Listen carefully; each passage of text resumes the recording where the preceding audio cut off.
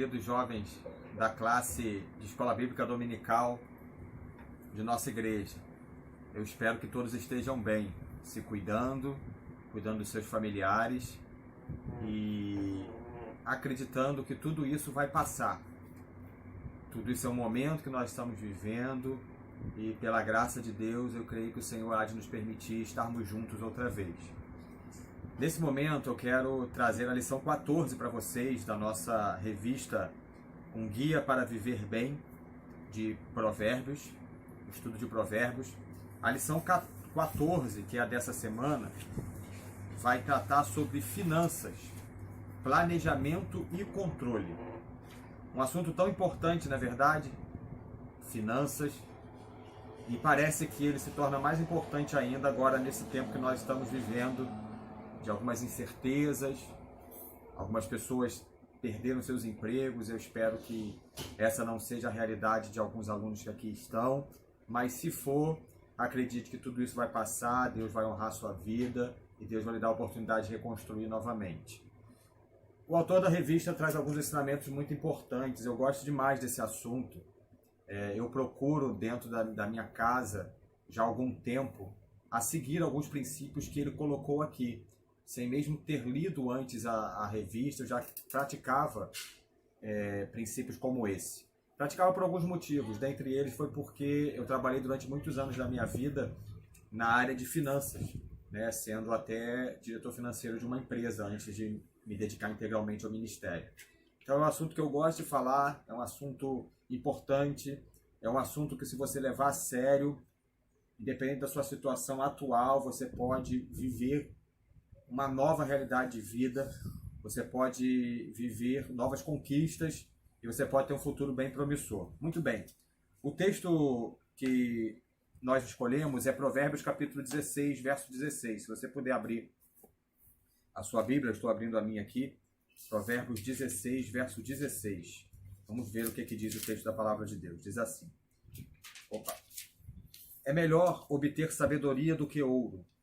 É melhor obter entendimento do que prata. Esse é um assunto muito importante. O autor de Provérbios, ele cita que é melhor nós termos sabedoria do que ouro. É melhor nós termos entendimento do que prata. Por quê? Porque se uma pessoa tem ouro e não tem sabedoria, ela perde esse ouro. Se a pessoa tem prata e não tem entendimento, ela perde essa prata. Então, o que nós precisamos pedir a Deus quando falarmos a respeito de assuntos financeiros é pedir a Deus sabedoria e pedir a Deus entendimento. Porque Deus é o dono da prata e do ouro e Ele há de enviar os recursos necessários para a minha vida e para a sua vida. Mas se eu não tiver sabedoria, se você não tiver sabedoria, se você não tiver entendimento, se eu não tiver entendimento, esses recursos eles virão e sairão numa grande velocidade. Então, eu preciso que você compreenda que um bom planejamento ele faz parte da vida de um cristão. Eu preciso que você compreenda que a Bíblia ela é cheia de ensinamentos bíblicos acerca de finanças. E eu preciso que você tenha consciência para administrar bem os seus recursos. A Bíblia vai dizer em Provérbios, ainda capítulo 21, versículo 5, que os planos de quem é esforçado conduzem à fartura, mas a pressa excessiva leva à pobreza. Tudo relacionado à conquista na nossa vida, ela demanda tempo.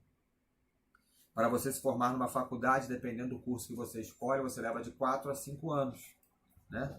Na maioria das vezes, 4 anos, em alguns cursos mais específicos, 5 anos. Quando você quer construir, por exemplo, uma família, você leva algum tempo de namoro, de noivado, na preparação de tudo para poder formar uma família. Quando você pensa num filho e deseja por um filho, você vai se planejando para a chegada desse filho. E por aí vai. As conquistas da vida, elas vão requerer planejamento. Então é importante, nessa hora, você entender esse assunto e você entender que problemas financeiros, eles trazem muitas dificuldades, eles trazem muitas consequências negativas para a vida da pessoa, como, por exemplo, um distanciamento dentro do lar, no relacionamento conjugal, se você já é casado. Se você não é casado e presencia e vive num lar onde vivem dificuldade financeira, as brigas, as confusões entre os seus pais, não é verdade?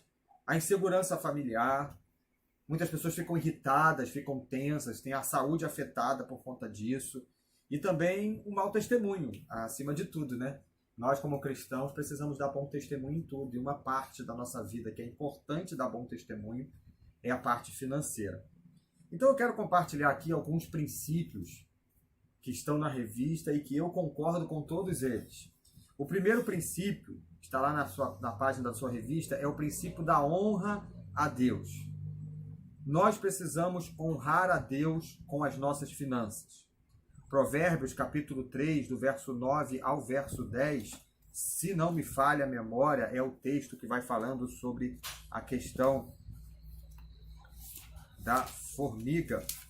Se não estou enganado, diz assim a partir do verso 9. Não, desculpa, da formiga é em outro momento. Honre o Senhor com todos os seus recursos e com os primeiros frutos de todas as suas plantações. Os seus celeiros ficarão plenamente cheios e os seus barris transbordarão de vinho. Meu filho, não despreze a disciplina do Senhor. Nós precisamos honrar ao Senhor. E como que nós honramos ao Senhor? Nós honramos ao Senhor entregando os nossos dízimos e as nossas ofertas. Quando nós entregamos o nosso dízimo e a nossa oferta, e pense bem agora nesse momento que nós estamos vivendo, um momento de isolamento social, um momento onde nós não estamos indo para os cultos, nós estamos com uma escala de pastores realizando esses cultos, não é verdade? Olha como nós somos tentados a não entregar o dízimo, não entregar a oferta. Mas, independente das circunstâncias, nós precisamos manter a nossa fidelidade. Você sabe, você tem acompanhado os nossos cultos, a nossa igreja tem algumas formas para fazer isso, através de boleto bancário, através de entrega de transferência bancária, ou até mesmo durante a semana indo lá na igreja. Mas o importante aqui, o que eu quero dizer para vocês é o seguinte: honre a Deus. Honre a Deus com as suas atitudes, honre a Deus na entrega dos dízimos das ofertas, honre a Deus consagrando as suas finanças. Quando nós entregamos o dízimo, uma parte ao Senhor, nós estamos consagrando o nosso salário, nós estamos consagrando a nossa vida a Deus. Então isso é muito importante que façamos isso com toda a alegria. Um outro princípio é o princípio da dedicação no trabalho. Pois é, ao longo desses anos que sou pastor de jovens, tenho percebido algumas pessoas perdendo seus empregos. E muitas vezes a pessoa perde seu emprego porque ela não é um profissional dedicado. Aquela história da barca, a barca vai passar, pastor, a barca está passando no meu trabalho, ore por mim. Eu sempre pergunto à pessoa: você é um profissional dedicado? Você chega na hora correta? Você assume todos os seus compromissos de trabalho? Você honra com todos os seus compromissos, ou você tem deixado assim, de qualquer maneira, e declarando: não, Deus está me garantindo, é Deus que me guarda? Isso é falta de responsabilidade. Não é Deus guardar. Nós acreditamos que Deus pode guardar. Sem dúvidas, nós acreditamos nisso. Mas também falta um pouquinho de responsabilidade, não é verdade? Então nós precisamos nos dedicar ao trabalho, nós precisamos nos dedicar com diligência. O que é ser diligente? Aquela pessoa aplicada, aquela pessoa que tem presteza, aquela pessoa que está pronta para fazer o que é solicitado. Agora sim vem o texto da formiga, lá de Provérbios capítulo 6, quando o autor pede para nós observarmos a formiga. Ele diz: observe as formigas, ó preguiçoso, reflita nos seus caminhos, seja sábio. Quando ele diz que as formigas vão guardando, né, ali o alimento, a provisão, pensando no momento do frio, no momento da dificuldade, no momento que elas não vão ter como sair das suas casas. Está muito parecido com a gente agora nesse momento, não é verdade? Nós não estamos podendo sair das nossas casas, mas por um motivo importante, por um motivo nobre, para preservar a nossa vida, a vida dos nossos familiares. Mas as formigas iam guardando ali os alimentos, iam trabalhando e guardando para o momento de escassez. A nossa cultura brasileira, ela é muito ao contrário disso. Nós não pensamos nessa questão do guardar, nós não pensamos nessa questão do dia do amanhã. Né? Nós vivemos muito no hoje, é isso aqui hoje, vamos fazer, vamos conquistar, mas nós precisamos pensar no dia de amanhã, e para isso precisa de diligência. Também precisamos não deixar com que a preguiça tome conta da nossa vida, não é verdade? A Bíblia vai dizer em Provérbios capítulo 19 que aquele que é preguiçoso acaba passando fome, que aquele que é preguiçoso acaba sofrendo por não conseguir os seus objetivos, Provérbios 13, 4 e 21, 25, e acaba até perdendo o que tem. Então, uma coisa aqui que nós precisamos fazer: nós precisamos estar dedicados ao trabalho. Quando tudo isso passar, quando o isolamento social acabar, volte. E eu já até penso que tem muita gente valorizando mais o seu trabalho. Sabe, aqueles que reclamavam do trabalho, que diziam que não valia nada, que era um trabalho ruim, agora estão valorizando e irão valorizar mais ainda. Irão valorizar mais ainda, porque esse momento agora está fazendo isso em nossas vidas. E qual é o terceiro princípio, então, pastor? O terceiro princípio é o princípio da integridade e da honestidade. Isso fica claro. Nós, como cristãos, precisamos ser íntegros. Nós, como cristãos, precisamos ser irrepreensíveis, é o que diz o texto de Filipenses, no capítulo 1. A pessoa que é irrepreensível é aquela pessoa que não é digna de ser repreendida. Nós precisamos ser íntegros e honestos diante de um país que nós vivemos de tanta corrupção, não é verdade? Vivemos num país de muita corrupção. Então, o terceiro tópico, como eu já disse anteriormente, fala sobre a integridade e a honestidade. A Bíblia vai dizer em Filipenses capítulo 1 que nós precisamos ser puros e íntegros, ou melhor, irrepreensíveis. O que é uma pessoa irrepreensível? Uma pessoa que ela não é digna de ser repreendida. Então, para nós termos uma vida financeira abençoada, nós precisamos lutar para manter a pureza e para manter a integridade e a honestidade. A nossa integridade, a nossa honestidade, ela honra a Deus. Ela glorifica o nome de Deus, ela faz com que nós venhamos a dar bons testemunhos. Coisa triste, irmãos, coisa muito triste é quando um irmão está dando um mau testemunho na sua vida financeira, está completamente endividado, né? Verdade, devendo a tantas pessoas, e as pessoas ficam falando a respeito daquele irmão. Isso é muito triste, que Deus nos livre disso. Uma outra questão, um quarto princípio, é o princípio da adaptação. Esse princípio nós estamos vivendo muito bem nesse tempo de isolamento social. Por exemplo, eu estou tendo que me adaptar em gravar uma aula, me adaptar em pregar uma mensagem para uma igreja vazia, me adaptar em fazer reuniões através de aplicativos. Então, nós, seres humanos, nós temos uma grande potencialidade na adaptação.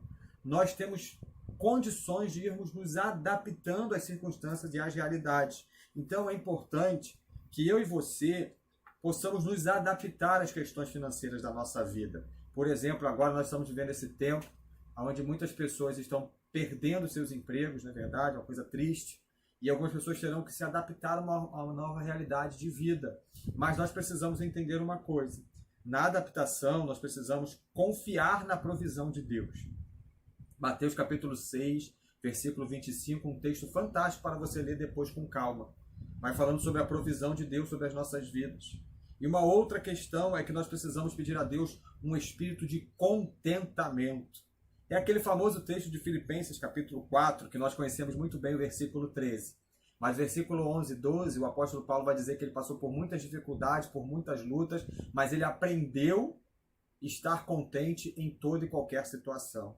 Então, que você esteja cheio da confiança de Deus e que você peça a Deus para gerar em seu coração o princípio do contentamento. Sabe por quê? Porque o princípio do contentamento nos livra desse quinto tópico aqui. O quinto princípio é o princípio de dizer não às dívidas. Quando nós estamos contentes com uma situação, quando nós estamos satisfeitos com uma situação, nós dizemos não à dívida. Por exemplo, se você está satisfeito com a sua roupa, se você está satisfeito com as suas vestimentas, você abre o seu armário, você tem as suas roupas para usar, você está contente com aquilo, você não vai fazer uma dívida para comprar uma roupa nova. Uma coisa importante: financie apenas aquilo que é bem durável. Financie, por exemplo, se você tiver condições para isso, um imóvel. Tudo bem. Financie, por exemplo, um carro também, mas que sejam poucas parcelas, na verdade, para você não ficar endividado, não ficar com uma dívida muito grande. Mas o ideal é que compremos a maioria das coisas à vista. O ideal é que o financiamento seja apenas para o imóvel, porque sabemos que é um financiamento maior, o valor é maior, requer um esforço maior. Mas, por exemplo, evite o uso de cartão de créditos parcelados. Se você não tem o dinheiro, não compre.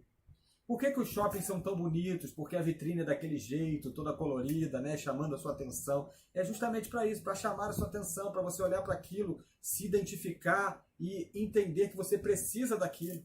E aí seu cérebro recebe uma mensagem ali, você entra naquela loja empolgado e vai lá 5 vezes, 6 vezes no cartão de crédito uma roupa que você não precisava para aquele momento. Então, cuidado, porque as dívidas, elas desgastam as nossas emoções, desgastam o nosso tempo. Quantas pessoas perdem sono por causa de dívida? Quantas pessoas não dormem porque estão endividadas? Pode afetar até a nossa família e afeta até a nossa vida espiritual também, viu? Por isso, é importante, evite os financiamentos e empréstimos. Evite financiamentos de bem de consumo, apenas bens duráveis. Evite o cartão de crédito. Se você tem o dinheiro para comprar, vá lá e compre. Se você não tem, guarde o dinheiro para comprar à vista. Você ainda pode adquirir até descontos. Não vá fazendo compras no cartão de crédito parceladas, porque as faturas vão se unindo, vão juntando uma na outra e vai ficando um endividamento muito grande. Um sexto princípio é o princípio do planejamento. Nós, brasileiros, temos dificuldade em planejar. Provérbios capítulo 16, versículo 1 vai dizer que ao homem pertencem os planos do coração, mas a resposta vem do Senhor. Planeje, aprenda a planejar, aprenda a pegar os seus planejamentos e consagrar a Deus em oração. Planejamento é algo muito positivo para a vida. Se você deseja comprar algo, se você deseja conquistar algo, se você deseja viver uma outra realidade na sua vida financeira, vamos aprender a planejar. Olha o que o autor da revista diz aqui, eu achei muito interessante essa colocação dele. Se você não planejar o uso do seu dinheiro e gastar conforme os seus impulsos, terá problemas. Uma segunda questão que ele fala, se você está endividado, sair dessa situação começa com um bom planejamento. E uma outra observação, a terceira, ele diz, coloque-se diante do Senhor com o propósito de não contrair mais dívidas. E ore por isso. Planeje. Seja uma pessoa que viva em planejamento. E, acima de tudo, ore por esses planejamentos. Um sétimo conselho é o princípio do que é necessário. Isso mesmo. Princípio do que é necessário. 3 perguntas o autor faz aqui da revista e eu já uso esse método há muito tempo na minha vida. A primeira pergunta é, eu realmente necessito daquilo que eu estou vendo? Ou daquilo que está me sendo oferecido? Uma outra pergunta, eu vou usar a ponto de justificar a compra desse material? Desse aparelho? Dessa roupa? Enfim, do que seja? Eu vou usar a ponto disso para pagar todo mês ali? E outra coisa, eu tenho condições em pagar? Eu posso pagar por isso que eu estou querendo comprar? Eu posso comprar por isso, pagar por isso que estou querendo comprar? Então, é necessário? Você vai usar o suficiente para comprar? E você pode pagar por isso? 3 perguntas que vão te ajudar a se livrar do consumismo. Aquela empolgação pela compra, né? E em 7º e último lugar, nós estamos caminhando para o final, é o princípio da poupança, do investimento. É o texto da formiga. A formiga em Provérbios 6, no verão, ela trabalhou, ela guardou, porque ela sabia que o inverno chegaria, ela não poderia trabalhar. Irmãos, nós estamos vivendo agora essa realidade difícil, dessa situação da saúde, da crise na saúde e também agora da questão da crise financeira, porque uma coisa vai desencadeando a outra. Quantas pessoas entraram nessa crise endividadas? Como elas não estão vivendo hoje? Quantas pessoas entraram nessa crise sem guardar um dinheiro? Como elas estão vivendo hoje? Quantas pessoas, quantos empresários estavam com um nível de endividamento muito elevado em suas empresas e terão muitas dificuldades para sair dessa crise? Eu quero lhe encorajar, a partir dessa lição, começar a juntar, a guardar dinheiro. Ah, pastor, mas eu não ganho o suficiente para isso, eu estou desempregado, essa crise toda. Eu conheço uma pessoa que ganha um salário mínimo e todo mês ela tira R$50 do seu salário e guarda na poupança. Essa pessoa hoje tem um dinheiro considerável guardado. Numa situação como essa que nós estamos vivendo agora, ela pode usar o dinheiro se ela precisar. Então, essa questão não é desculpa de ganhar menos ou ganhar mais. A questão é iniciativa, a questão é criar o hábito. Então, faça uma poupança, depois vai guardando esse dinheiro, faça um investimento para ter uma rentabilidade maior. Então, meu desejo com essa aula é que Deus abençoe a sua vida. Meu desejo com essa aula é que essa aula possa mexer com você e que você possa colocar em prática algumas decisões que eu creio que você vai tomar em nome de Jesus. Que Deus abençoe a sua vida, Que Deus abençoe as suas finanças, que Deus cuide de você nesse tempo de maior dificuldade e que Deus preserve a sua família.